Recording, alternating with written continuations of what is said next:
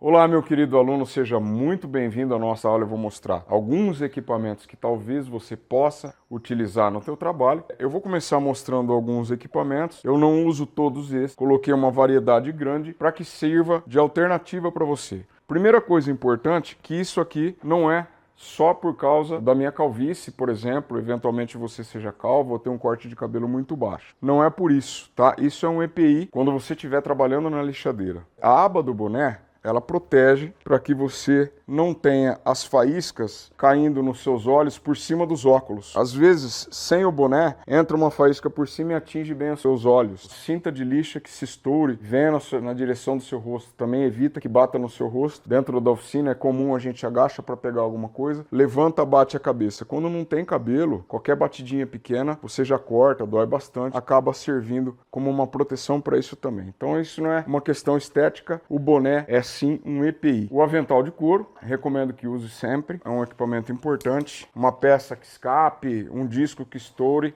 vai te proteger. Aqui é uma PET de refrigerante comum, fiz um furo aqui de 5 milímetros, eu encho isso com água, não vou fazer isso hoje para que não estrague a estética da aula, né? Mas normalmente quando eu estou forjando faço isso, eu encho de água e eu trabalho combinado com o ventilador. Vocês estão vendo aqui um ventilador de coluna grande e esse ventilador, ele não trabalha nem apontado para a forja e nem apontado para a bigorna. Ele faz uma coluna de vento no meio, que ajuda a baixar bem minha temperatura corporal. Então eu jogo aqui no corpo, tá? E isso ajuda bastante. Eu vi isso em filmes de forjamento antigo, né? Trabalhando em siderúrgicas imensas, e o pessoal inclusive joga água um no outro com balde, para suportar o calor, a radiação, ajuda a minimizar. Lembrando, estando molhado, cuidado com o manuseio de equipamentos elétricos, para não ser eletrocutado. Então é importante que você preste atenção nisso.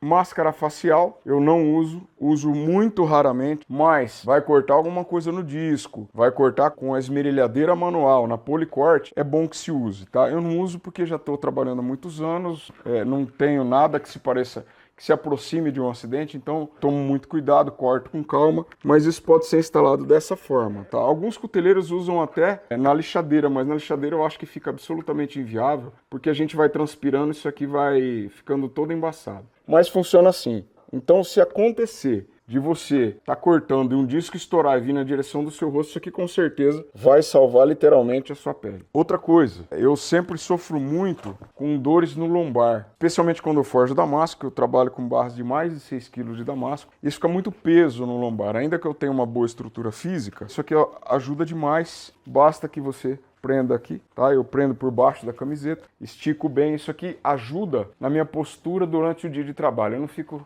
Às vezes a gente cansa, começa a ficar assim e o lombar fica penalizado no final do dia. Outra coisa que você vai precisar é um equipamento de solda elétrica, vou mostrar ele depois. Eu uso o eletrodo 6013, é o eletrodo mais comum. Qualquer loja de ferragens você vai encontrar para comprar. Esse é o 3,25 milímetros. Eu praticamente faço tudo com esse eletrodo. Então, eletrodo 6013, eletrodo revestido. Uma reguinha de aço inox, essa está castigada porque funciona desde o início da carreira, para que eu possa medir as peças enquanto eu estou forjando. Então eu estou forjando, ponho ali para ter uma noção de dimensão. A maioria das vezes não preciso, porque estou acostumado a ver a olho nu, mas ajuda. Giz, sempre que você for riscar, marcar um comprimento onde você vai cortar aço quente, giz comum de escola. Nós vamos trabalhar hoje com uma peça de SAE 5160, é um aço que foi desenvolvido para se fazer molas automotivas de caminhões, etc. Portanto, um aço muito fácil de ser tratado, é o melhor aço para o iniciante. Essa peça específica de aço,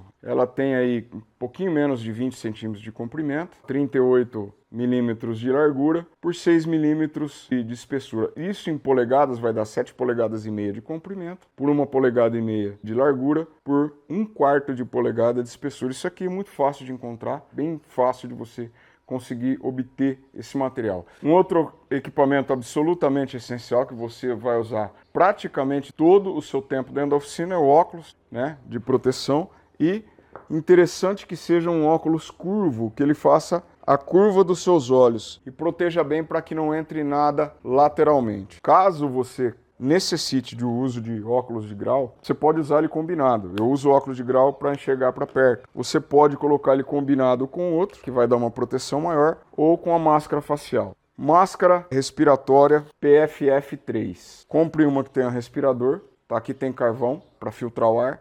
Máscara de solda. Esse equipamento custa muito barato. Você vai encontrar no mercado nacional por 100, 120, 150 reais no máximo. Jamais fazer qualquer tipo de solda sem a máscara, porque isso vai queimar sua retina. Você solda o dia inteiro e não percebe nada. Chega de noite, escureceu, é horrível, tem que ser levado para emergência, é terrível. Então, sempre obedeça o uso do EPI, especialmente aqui a máscara de solda. Essa luva é uma aquisição recente, mas você pode procurar por luva anticorte nível 5. É a melhor luva que eu já usei até hoje para alguns trabalhos. Ela não suporta bem temperatura, mas, por exemplo, para forjar, ela protege você da temperatura, especialmente na mão do martelo.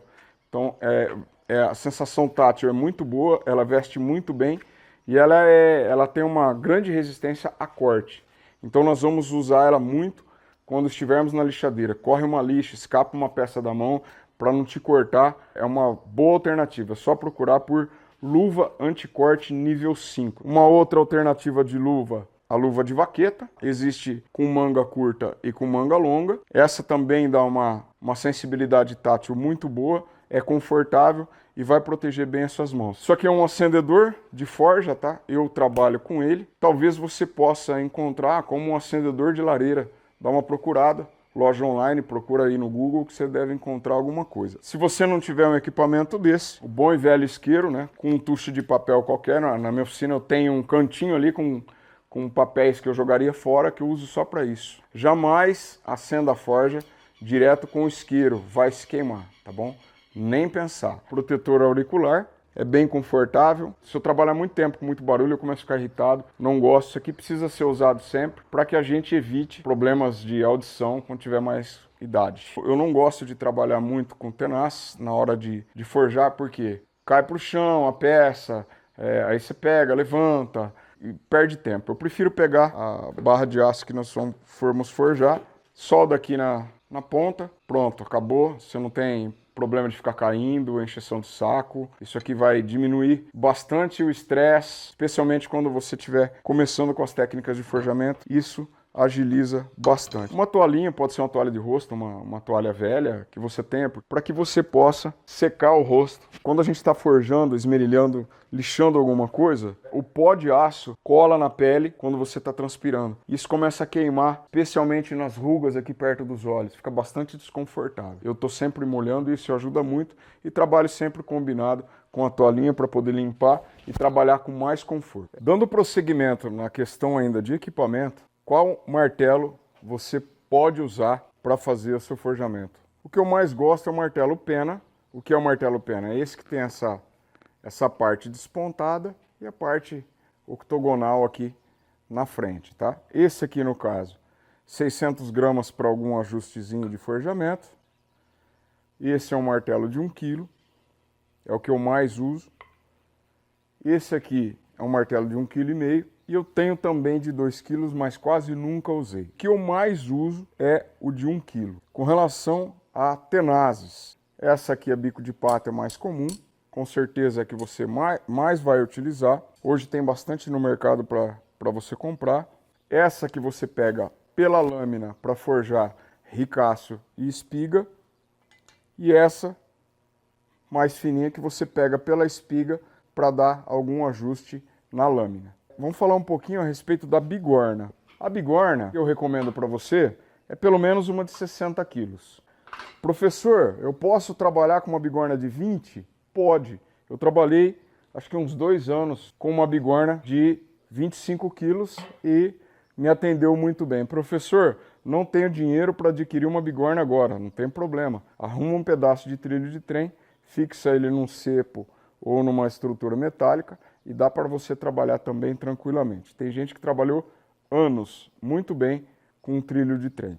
Se você adquirir uma bigorna de 60 quilos, você não vai precisar mais de trocar de bigorna o resto da carreira. Agora eu vou fazer uma breve explicação para você como você pode proceder à solda da haste no aço que vai ser forjado.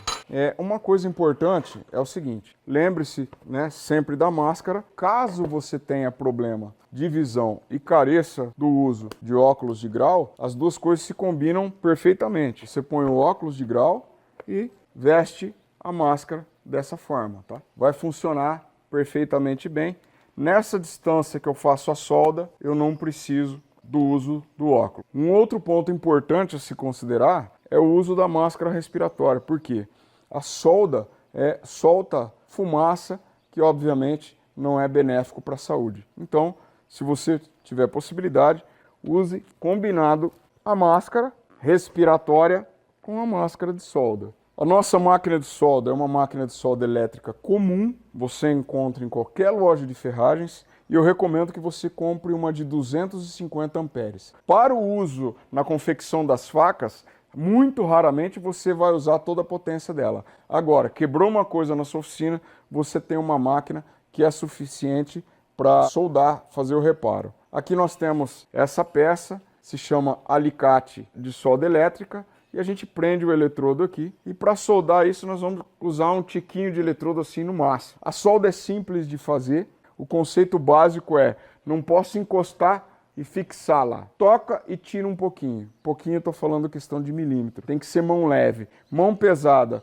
Tocou no objeto a ser soldado, o eletrodo vai colar e isso acaba por encher um pouco as paciências de quem está soldando. É só praticar que você pega isso com facilidade. Estou soldando com o eletrodo, com a solda elétrica, o eletrodo solta faíscas. Então se você tiver sem proteção facial, olhos, sem calças, por exemplo, avental, isso pode cair em você e acabar por te queimar, tá bom? Vamos lá proceder. Primeiro, o aquecimento do eletrodo, depois eu já vou soldar a barra para facilitar o meu trabalho durante o forjamento. Olha só, o que eu vou fazer é primeiro aquecer o eletrodo. Eu aqueço ele aqui embaixo do carrinho.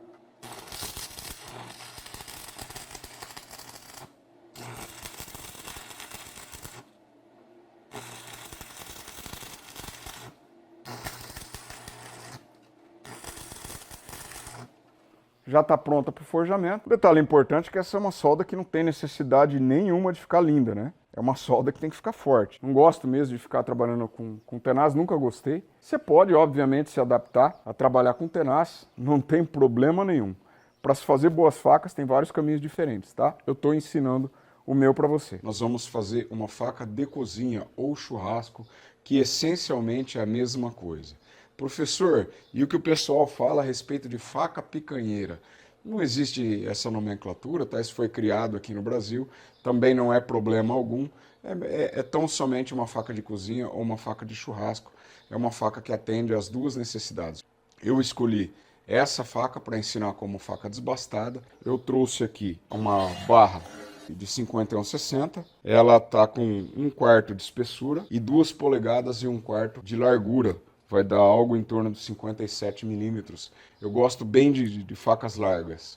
Você pode fazer com uma barra de 1 polegada e 3/4 ou 2 polegadas de largura. Vai funcionar muito bem, dá uma faca bem boa. Tá? Então eu tenho aqui, basicamente, do mesmo cabo, do mesmo estilo, vários tamanhos de cabos, várias dimensões que eu posso encaixar em basicamente todo tipo de projeto. Por isso que eu falo que é importante você desenhar, você desenvolver a própria cara, a sua cara no trabalho. Quando você aprovar um desenho, transfere o desenho da silhueta do cabo para uma chapinha de madeira de 2 ou 3 milímetros de espessura. A partir de então ela fica eternamente como um molde, o que facilita muito o seu trabalho. Como essa faca ela vai ser feita com uma chapa bem larga, eu quero fazê-la com 9 polegadas de lâmina. Poderia fazer com 10, porque ela é bem largona. Eu vou fazer com 9. Então eu vou começar a desenhar aqui. A primeira coisa que eu faço é tirar a medida do comprimento da lâmina. Então no caso essa faca, eu quero fazer com 9 polegadas. Eu marco aqui 9 polegadas. Coloco o esquadro. Faço um risco aqui para marcar o fim da lâmina. A partir daqui é o começo do cabo. Então eu coloco lá o cabo. Desenhei o cabo, agora faço eu faço um esboço da geometria aqui do perfil da lâmina, que na verdade eu só vou definir mesmo lá na lixadeira, só faço um pequeno esboço. Então vou fazer um risco aqui, um outro para cá, Só para ter um parâmetro. Aí tá marcada a nossa faca. Eu vou tirar um pouquinho aqui com uma sobrinha. Faço um risco. Agora eu vou utilizar a esmerilhadeira para cortar o excesso de material. Prender ela na morsa e começar o corte. Então, agora a gente vai cortar o excesso de material. Eu vou utilizar aqui, ó, uma esmerilhadeira com um disco de 7 polegadas de diâmetro. Então agora eu vou fazer um corte aqui, a peça vai cair. Depois eu vou prender e tentar tirar o excesso de material. A partir de então, nós vamos para a lixadeira. Então eu vou colocar aqui primeiro a máscara, vou colocar o protetor facial, já tô com luvas, avental e vou colocar o protetor auricular porque é muito barulho também.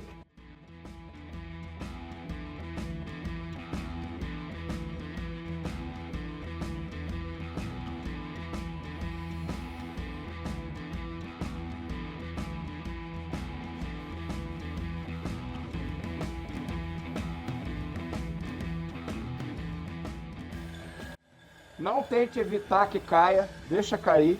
Lembre-se, a face cortada está muito quente, se você tiver sem luvas vai tocar, vai se machucar. Agora eu vou cortar um pouquinho de material das pontas, vou cortar aqui primeiro.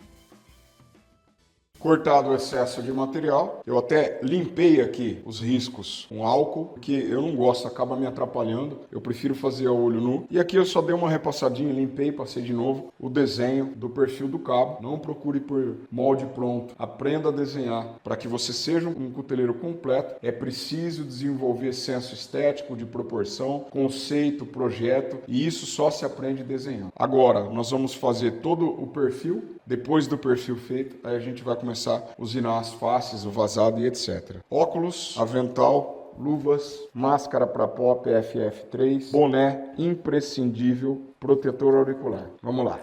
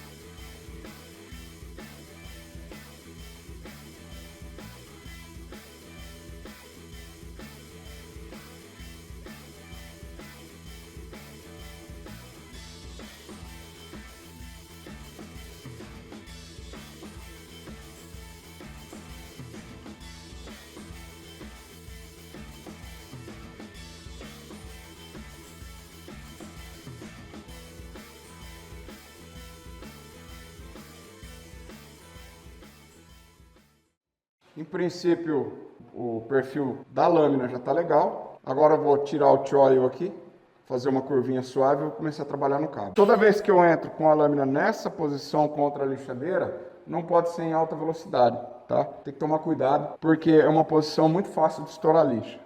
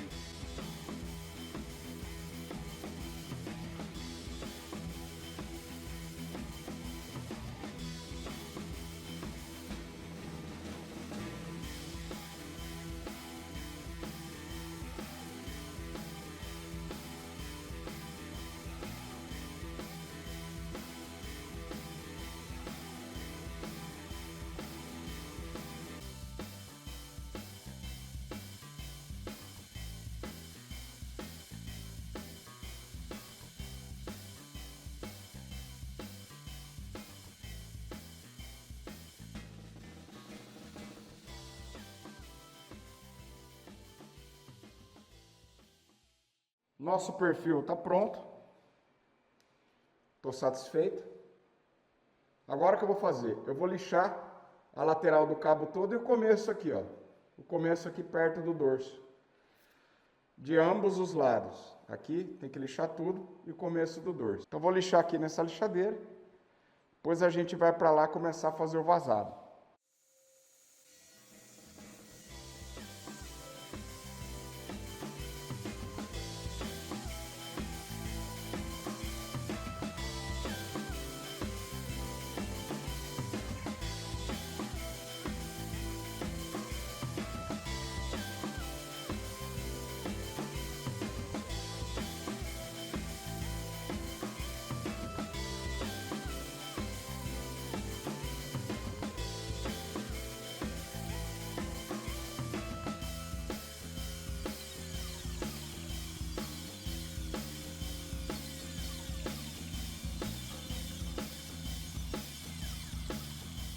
Pronto. Lateral do cabo está toda limpa. Pelo menos aqui o começo do dorso. Depois a gente vai fazer o distal tape, ele vai eliminar esse restante aqui. Então um lado está feito, o outro lado também está. E um ponto importante é que o nosso ricaço ele vai começar exatamente na linha do choil, tá? Ele vai subir e já vai se transformar em ricaço. Alguns cuteleiros têm feito, e para mim é um erro técnico terrível, é começar o ricaço à frente aqui, ó. Ou seja, o choil fica todo grosso e a faca não começa a cortar desde aqui. Isso limita o uso da faca e dificulta demais para fazer a fiação, tá? Então não recomendo que faça isso. Faça o ricaço, a linha do ricaço, subindo reto aqui do choil. Vamos tirar o excesso de material, depois vamos fazer o distal taper, aí a gente vai pro guia de lima, ajusta bonitinho, volta, termina o vazado, furação de cabo, estampar a marca, pronta para tempo.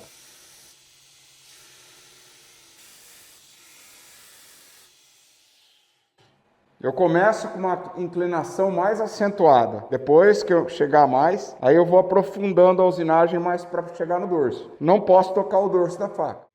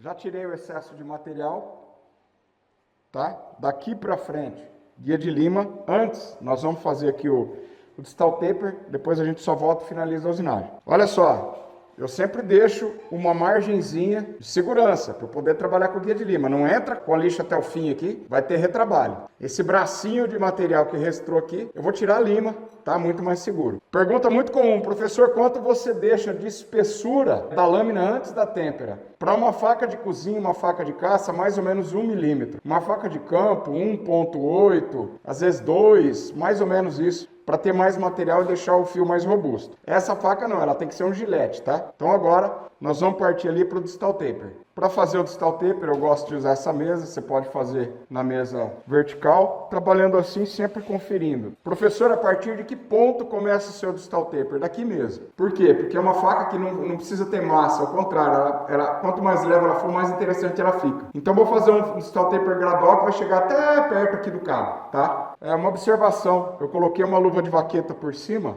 junto com a luva anticorte. Por quê? Quando eu faço distal taper, eu ponho mais pressão e voa muita faísca nessa mão, e essa mão aquece por estar em contato. Então evita que eu me queime, tá? Vamos lá.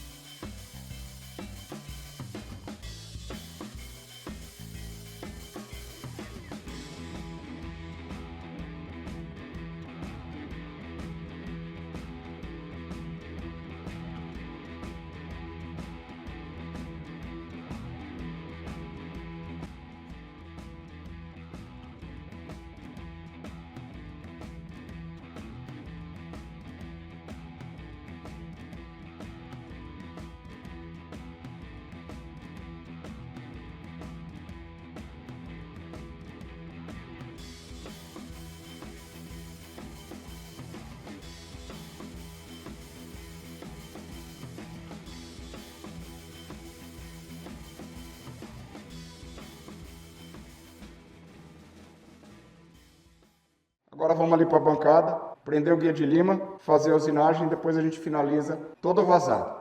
Bom, agora nós vamos refazer o risco aqui a 90 graus com relação ao dorso. Então, para isso, eu vou utilizar um esquadro, só colocar no dorso, riscar, onde eu vou fazer o meu ricaço. Risco pronto. Agora eu vou prender no guia de lima e ajustar o ricaço à lima.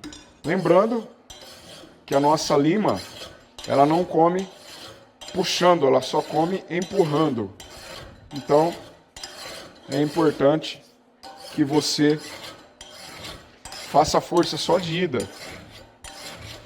Não adianta fazer força em sentido contrário. Está desperdiçando força. Já estou deixando esse lado plano. Vou parar, vou virar para o lado de lá.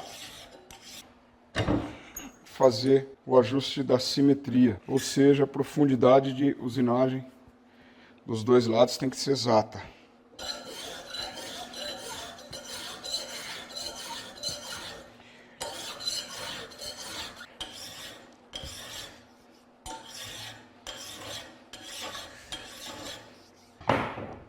Ok, está finalizado. Já tenho certeza que está simétrico, por isso estou soltando. Tenha certeza, porque para recolocar na posição exata é difícil. Vou mostrar como é que ficou. E nós já vamos fazer o ponto aqui onde nós vamos fazer o furo dos pinos. Então olha só. O detalhe fica bem usinadinho, tá? A máquina bem viva. Agora eu faço a olho nu isso. Como o professor não precisa medir, se você não tem segurança, meça. Se tiver segurança, faz a olho nu. Vou marcar já a posição onde eu vou fazer a furação dos pinos, para depois eu vou para a lixadeira, da lixadeira eu vou para a furadeira de bancada, não preciso mais voltar aqui. Então vou pôr um pino dianteiro aqui, vou pôr um pino traseiro aqui, mais ou menos no centro da cintura aqui do cabo. Agora já vou bater um punção. Punção é um metal duro aqui, uma ponta bem afiadinha. Vou bater aqui para facilitar. Agora atrás. Pronto, agora a gente vai para a lixadeira, finalizar o vazado, furações aqui e finalmente a estampa do nome já está pronta para a têmpera.